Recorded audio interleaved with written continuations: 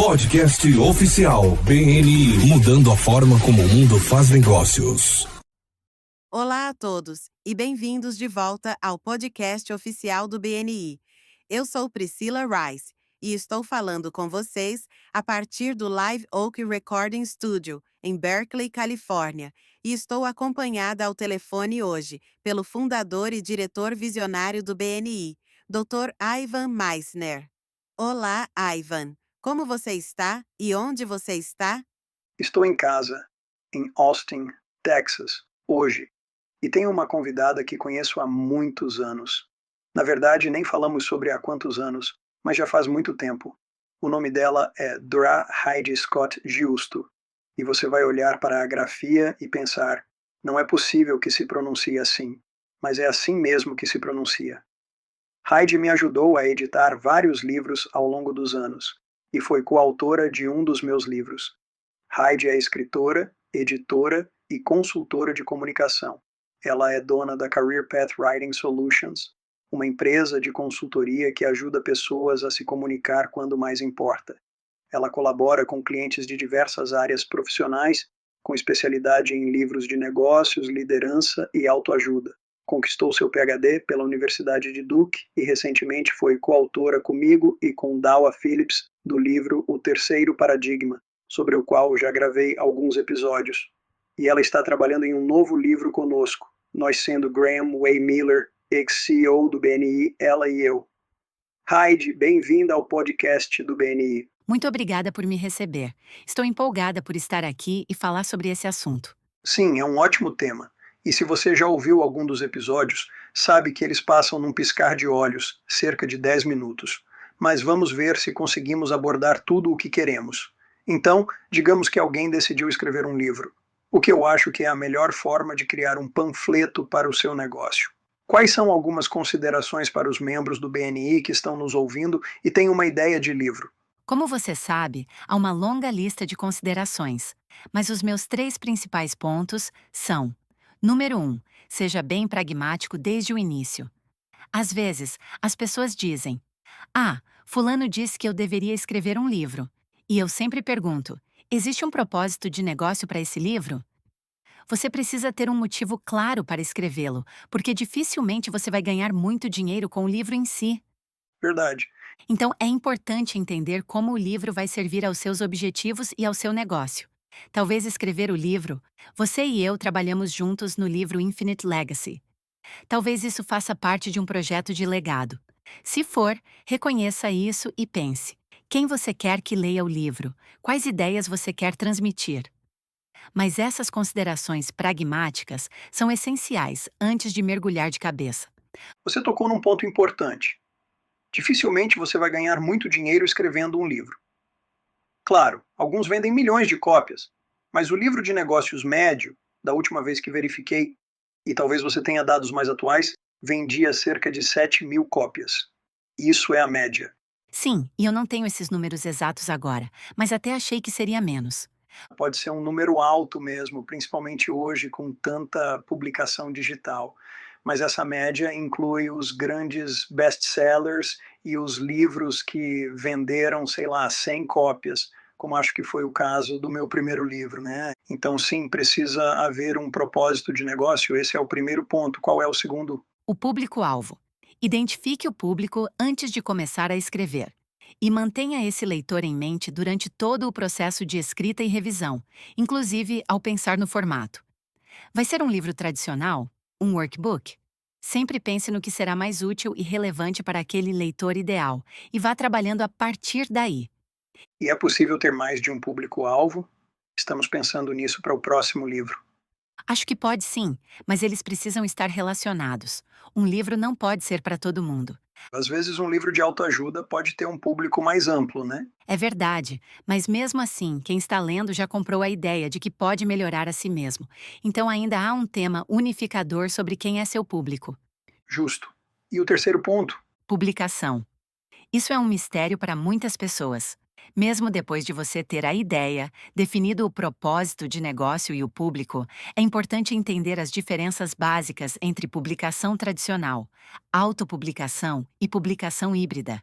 Já tive autores que me procuraram para publicar seu livro com uma editora tradicional, depois que já tinham escrito e autopublicado na Amazon.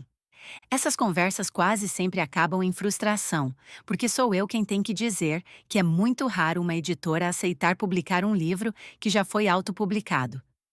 Alguns casos famosos aconteceram, como The Tale of Peter Rabbit, a série 50 Tons de Cinza e Perdido em Marte. Mas são exceções. Então esses foram autopublicados primeiro e depois viraram livros tradicionais? Isso, eles se tornaram um sucesso tão grande que chamaram a atenção das editoras. Acho que até o Harry Potter pode ter tido uma trajetória parecida. Mas esses casos chamam muita atenção e as pessoas acabam achando que isso é comum, quando na verdade são exceções. Eu diria que são exceções extremas. É muito raro mesmo. E é uma pena, porque a pessoa investiu tanto e não sabia como o processo funciona se quiser seguir o caminho tradicional. Você mencionou publicação tradicional e híbrida.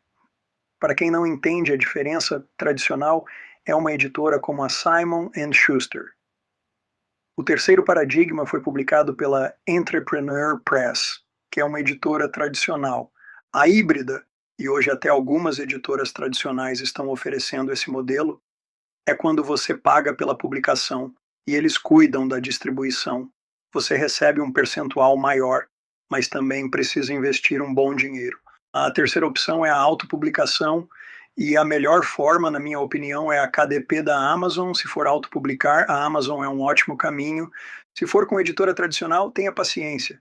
Recebi mais de 40 rejeições, mais de 40, 4-0.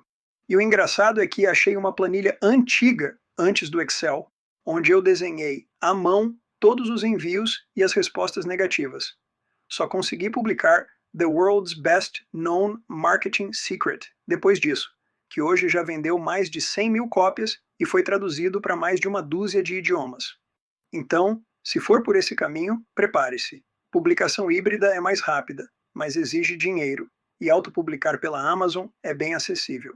Sim, mas você precisa de um plano de marketing e já ter seu público-alvo definido, para qualquer tipo de publicação, mas especialmente na autopublicação.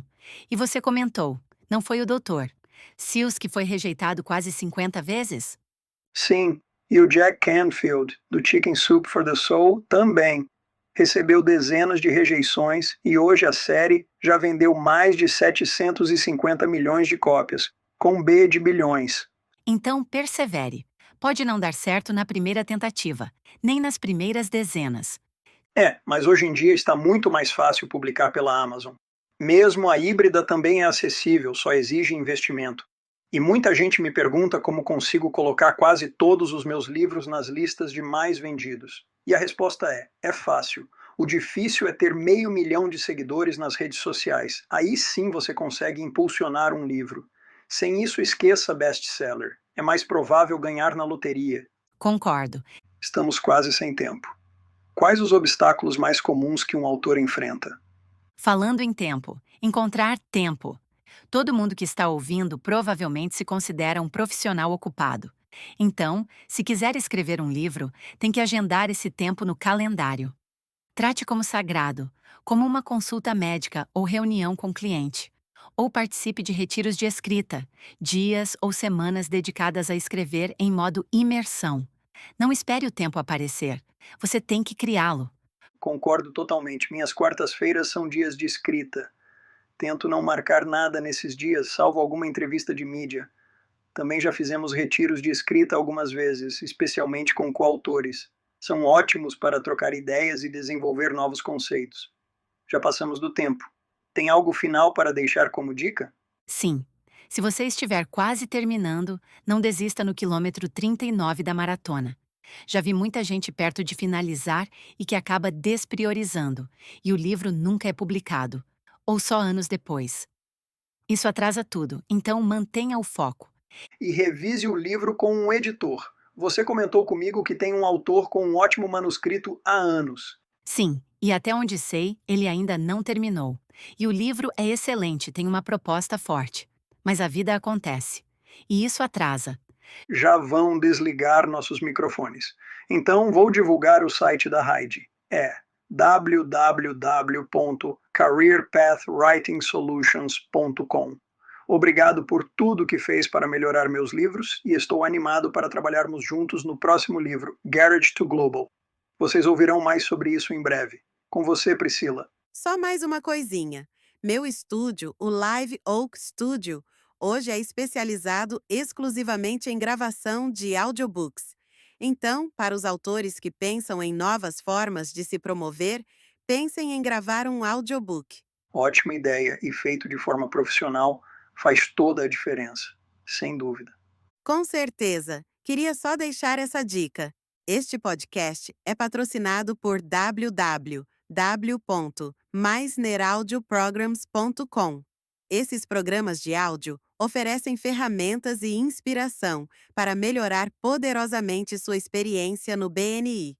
Visite o site www.meisneraudioprograms.com e use o código promocional AIVAN50 para ter 50% de desconto em tudo.